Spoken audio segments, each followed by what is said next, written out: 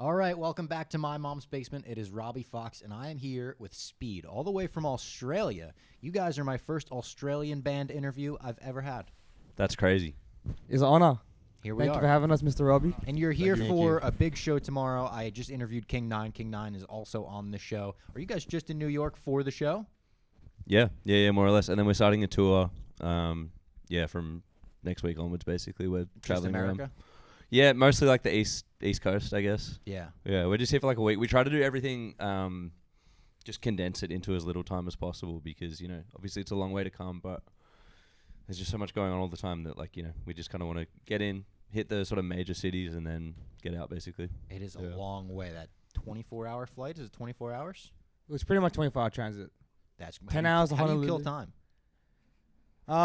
You guys got to switch? You just listen to music? What do you do? Have you heard of Survivor.io?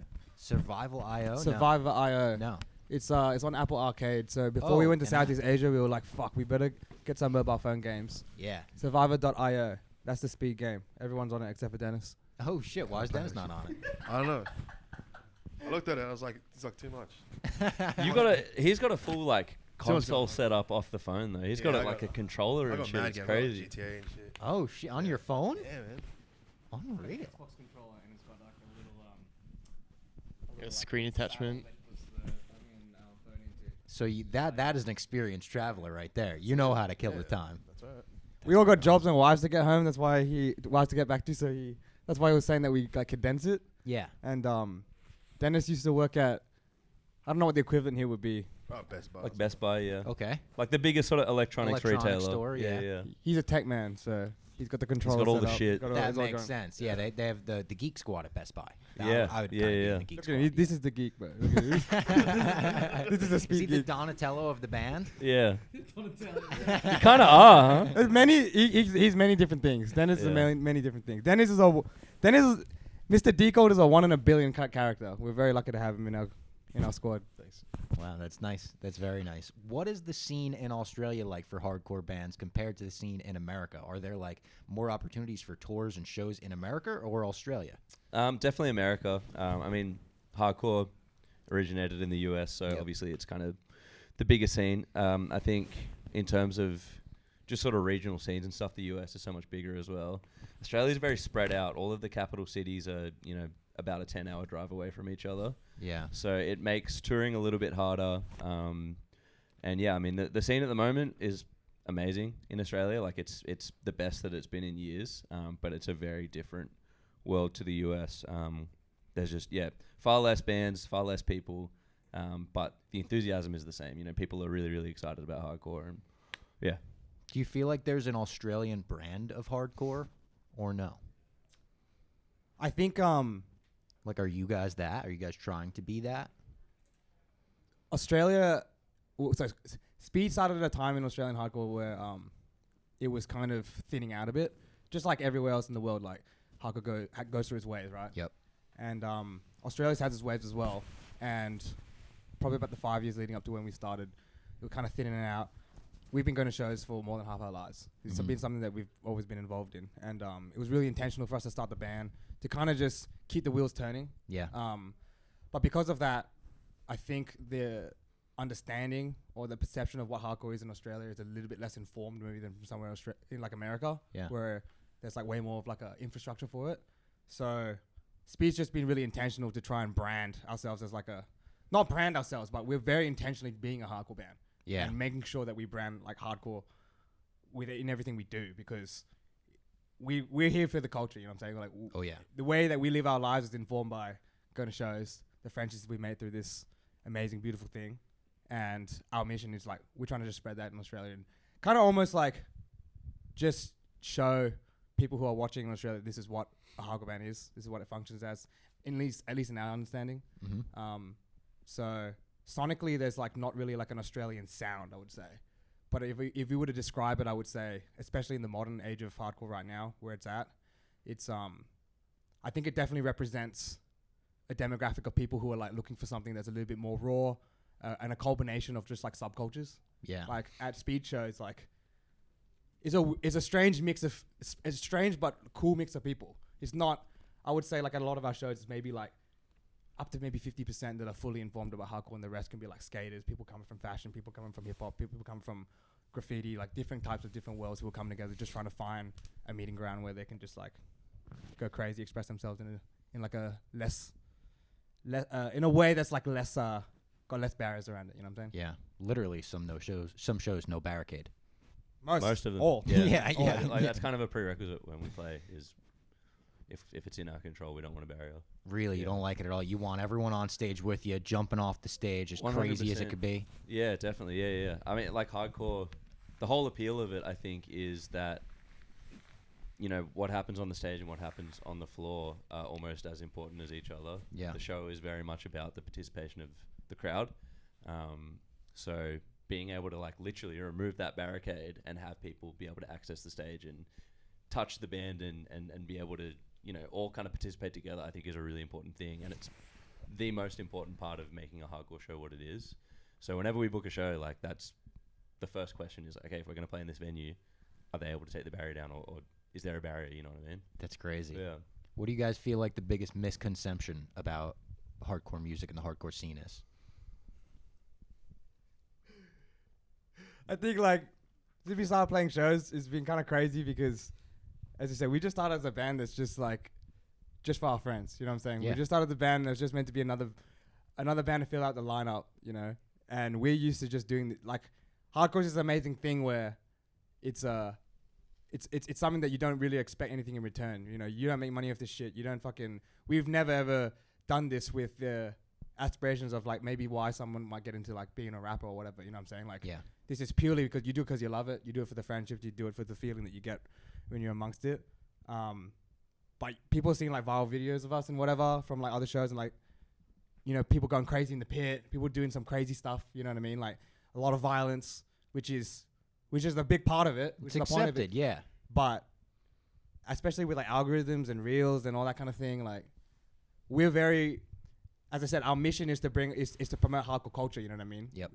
Which is something that can be very intangible, and something that you can't really just learn. Like you can't pick up a textbook and read it and be like, yeah, I'm hardcore now. You know, you got to live that shit. You got to go to shows. You got to educate yourself. You got to be informed by how people behave in that. But people can see these shows and like we're conscious that like some people on the fringes might come in and just see it as an excuse just to like bash each other at the show, or just like you know what I mean, like an excuse just to be violent, which is not what it is. No, not at all. It's there's etiquette, there's expression, there's all these kind of things. So people seeing that on shows, like I think that's the thing. People see it as just this hyper macho violent thing and an excuse for that. Whereas there's so many more layers to it that you need to understand. And yeah, I that would be a big one. It's a very difficult thing to explain what you're talking about as well, because it's so intangible. Like the rules of hardcore are not something that are, you know, written down anywhere. It's something that you just have to kind of learn by absorbing, by kind of being around the community and understanding the way that it kind of operates. Yeah. And so, yeah, to the naked eye, like if you've never seen a hardcore show before, you look at a video of it and you think that it just looks like really senseless violence, but there's Yeah. kind of an unwritten code as to like why that happens. If someone drops, you don't see them. You know, everyone picks them up immediately, Exactly, like in a pit or yeah. something like Yeah, that. yeah, Maybe yeah. people don't see that on video as much, Yeah, for sure. And which like, happens. You know, if you're at a show, you fall down, you see everyone rushes to their aid. Definitely, yeah, always. It's like it's obvious hardcore is something that's obviously very tribal, and it's really about the live show. Yeah. You know, the only way that you learn about hardcore and about the lifestyle, the culture, all this and these like unwritten laws is through immersing yourself and going to shows for years and years and years and understanding it that way and participating in that way, purely just by going to shows. But now with the internet and that, like anyone can have discourse over anything, you know what I mean, just from what they see on their phone, and that is not what hardcore is. You know what I mean? You can't just watch on your phone and go, yeah, I get it, and then comment about it and like talk about it. Like these people are trying to perceive and provide discourse on something that cannot really be understood unless you're there in the flesh. You know what I'm saying? Yeah. So Yeah. the way that you're seeing it on your phone is completely it's really only like maybe 2% of what the reality of what's actually happening. You know what I'm saying? Like Yeah. people in that room understand what's going on, and that's what's happening in those four walls is what counts. You know what I'm saying? Of course. Which is something that you really can't understand unless you're there. Yeah. This is a question that I asked the King 9 boys as well, and I'd like your answer as well. What makes a perfect hardcore breakdown for you guys? It's got to be dumb.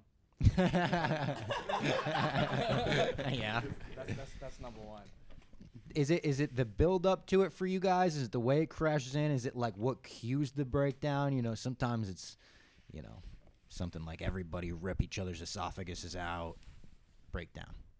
Again, it's a really hard thing to put to words because, you know, there's so many different types of breakdowns that hit in different types of ways.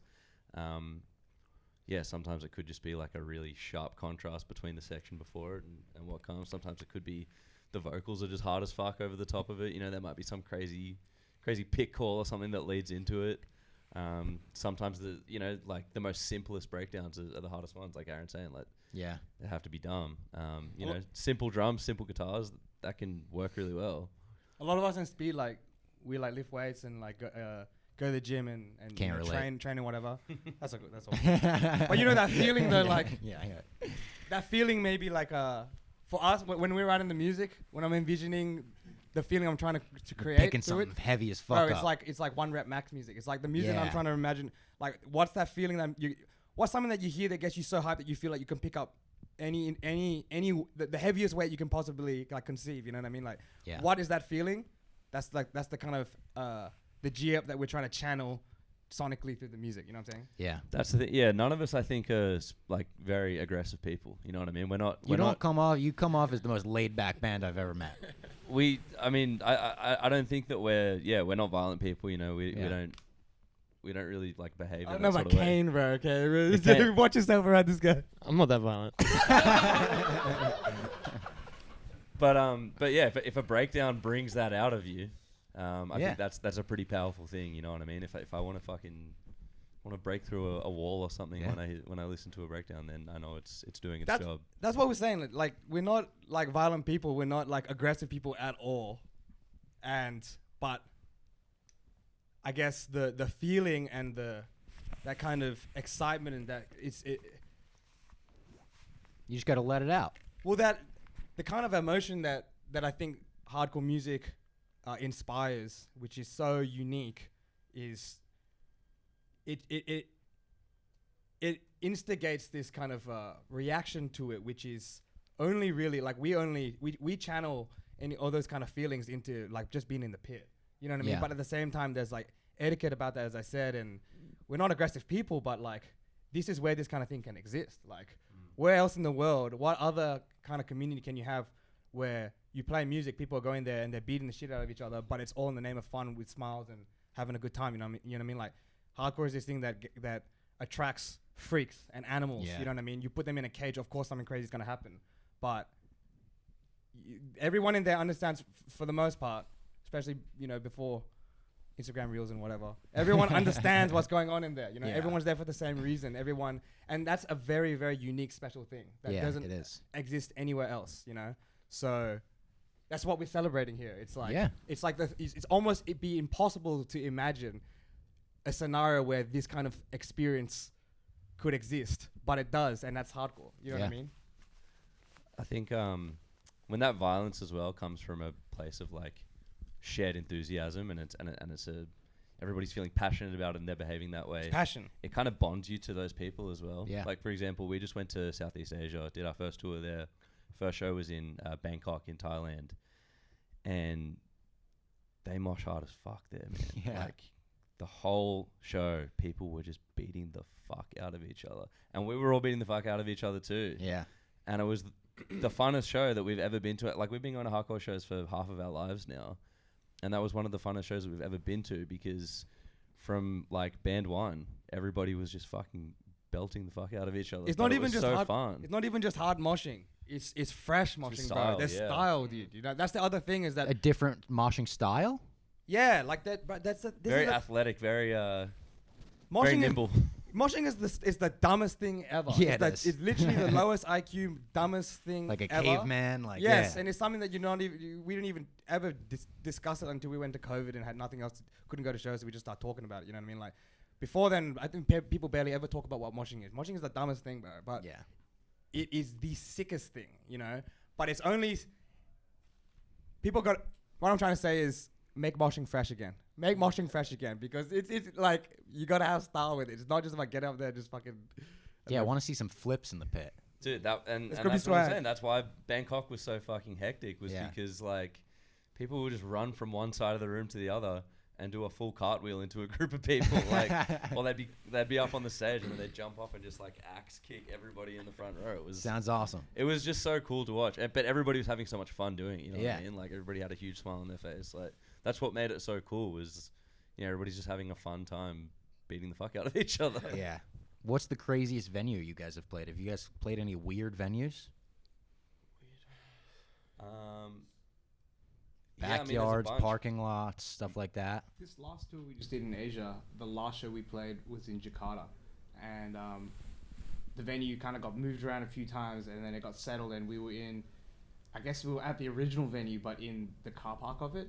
So it was like this makeshift stage that I don't know how it held us all up with all the people jumping on stage, but it was kind of crazy.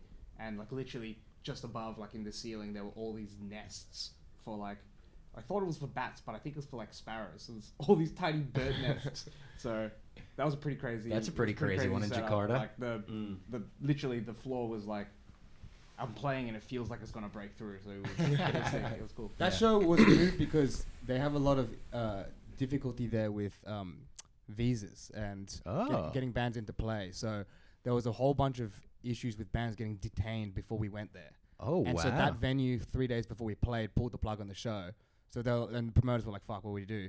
So instead of putting the show in the venue, they just built a stage in the car park of the venue. They have Like some directly interesting stage in Jakarta. I just saw Neck Deep played there, and they were playing on like the side of a airplane wing. There was literally the guitar player standing on the wing of an airplane. Yeah, wow. That's crazy. And that was so they like I guess gutted the whole airplane and they made that the green room for the venue. That's so you so like cool. step onto the plane, That's fucking and yeah, to step on the real stage, you like walk off the plane right onto stage. Crazy shit. On the other end of the spectrum, like right before we went to Asia, we did the biggest shows that we've ever done in Australia in support of Turnstile. Oh yeah. And so those venues were like historic venues in Australia, like big, like, 3,000 cap rooms. We played at Luna Park, which is like the one amusement park in Sydney. Yeah. Played at this place called the Enmore Theatre, which is like this beautiful old like Art Deco theatre in Sydney.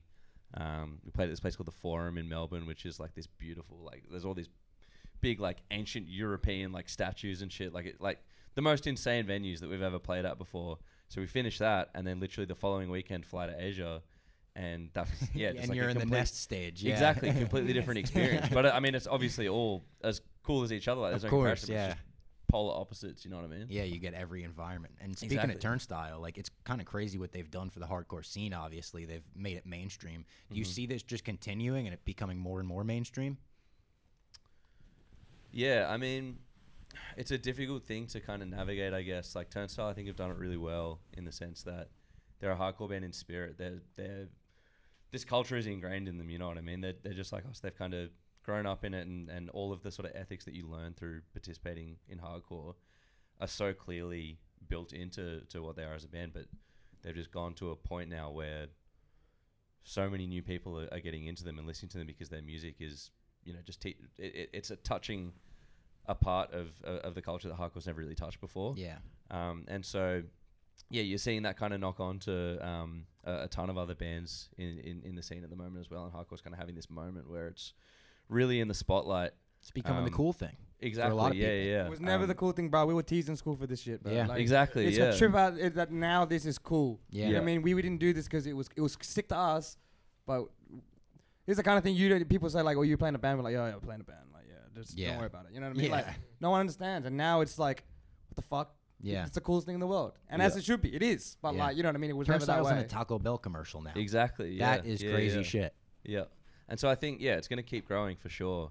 It's just that all of the bands that are kind of in that position to elevate it to the next level just kind of have this responsibility now to maintain the ethos of what hardcore is and Keep bringing young bands on tour. Exactly, yeah, and continue to kind of push, what it is that makes hardcore special. You know what I mean? Make sure it doesn't get too diluted. Exactly, Yep. yeah, because when you start bringing in all of these sort of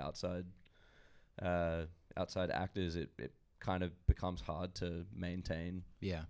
what makes it true. And so, I think bands will continue to do that. It's just never been so clear as it is Yeah. right now that that's something that we need to protect. And it's something interesting. I talked about this with the King 9 Boys as well, where Turnstile blows up. They're the biggest hardcore band in the world, and now a lot of people are going to shows expecting all the other hardcore bands to sound like them, and they don't, especially like Glow On, which is not the most hardcore record, right? Do you guys find that as well, where it's good, but it's also like, don't think all bands are going to sound like this? Do you feel that? You listen to like the spectrum of hardcore, and there's so many different sub-genres within hardcore, bro. Like, I'm realizing that now myself. that's the thing. It's like, this is this intangible thing. To the civilian that hears it, everything sounds the same. Or you actually might hear two bands that sound completely different and be like, how are they both hardcore? Yeah. But it's because they operate within the lens of a hardcore band, these kind of constructs that dictate how you behave, how you navigate being a band, functioning as a band, the way that you play shows, the way that you interact with even just like people in the audience and that. Like, it's a difficult thing to put to words, but it's something that if you know what I'm saying? So I think that's the most important thing, is that like, maybe people who are seeing Turnstile and being like, this is what hardcore is. Yes, 100%. That is what hardcore is. That's what hardcore can be. And that's Turnstile's brand of hardcore, which is fucking amazing, you know? But yeah, no, of course, bands are not going to sonically sound like that. But in terms of the way they behave, in terms of being cut from the same cloth, yes, like, for the most part, I would say. Yeah, and I think also like, as the attitude. Hardcore's growing so much at the moment. A big kind of percentage of the people that are coming to the shows are people that are curious and just want to see what it's about. There's a lot of, I know we find that with our shows. There's a lot of gawkers. Can you like look out into the crowd and see them? You know which ones not so are there? much, but it's just, you know, you know that there's kind of people that are like, oh, I want to see what this is all about because I've been hearing about it. And so I think that it's kind of important to stress that like, you're not going to pick it up by seeing it one time. You're not going to go there and be like, cool, I understand what hardcore is now, and I know what a hardcore band is meant to be. Like, it's something that you really learn over time by participating and meeting people and learning. Like, I think one of the most important things about becoming a hardcore kid is like researching what's happened in the past. Like, that was a big thing for us growing up, was like, cool, all right, we know what's happening in our local scene. Now, where does this come from? Who are the bands that created the framework for what this is now? And so then you get into New York hardcore and all that sort of stuff, and it kind of helps build all the context to what is a hardcore and what isn't. Yeah. What was that gateway for you guys, like, into the hardcore genre? Did you jump right into it? Like, as a kid, you're like, I love this music. Was it punk into hardcore? My entry was just like going like to a show. What was I doing? I went with my brother-in-law. He wasn't my brother-in-law at the time. He just started going to shows. He was 18, and then I think I was like 10 or something, and he brought me along as a friend, just pretty much saying like, oh, I'm going to this thing. Like, we went to like Green Day and like heaps like punk bands and shit, and he was going to this thing, and then brought me along because he had no friends to go with. And then he did explain it to me because I think he already went to a show, and he's like, yes, I'm going to this thing. It's going to be really weird though, so because it's like heavy music and they do this thing called moshing, you know, and then they do this dance where it's like kind of like hip hop, like break dancing with like capoeira basically. And I was just like, this sounds fucking sick. Like, I got to go. And then he brought me to like a local show in Penrith, and I think it was On Broken Wings that were playing. I didn't know at the time. I had no idea who they were.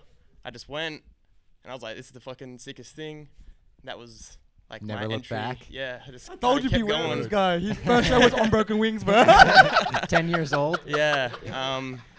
So yeah, that was like a big awakening for me, I think, for hardcore especially. Yeah. But yeah, that You was guys have similar experiences?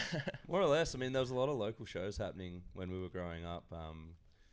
There was a few bands in Australia that really took off. The biggest one, who's still one of the biggest bands now, is a band called Parkway Drive. Yeah. Who obviously now are like, one of the biggest metal bands in the world.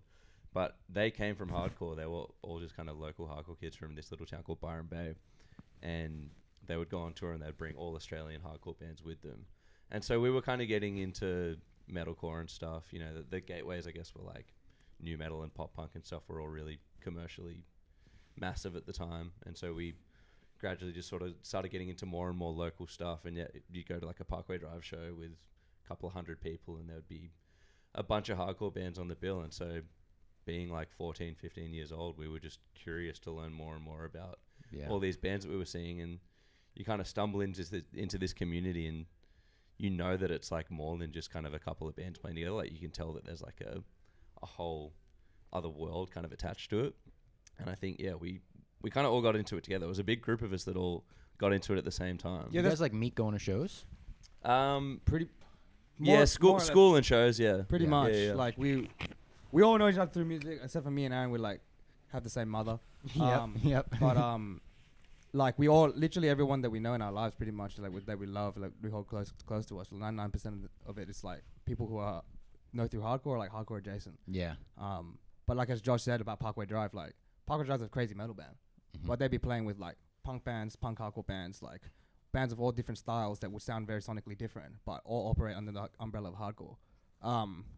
And so for us, like whether it's getting in through punk or whether it's getting in through heavy metal, or like Dennis getting in through Thai rock, you all in you it pulls you in through maybe what you're hearing on the fringes, and then you get pulled into this world where it actually exists with through a different attitude, and it's that like attitude and the energy and the danger and the aggression and the passion, which is so unique to hardcore, that just like sucks you in. You know what I'm saying? Yeah.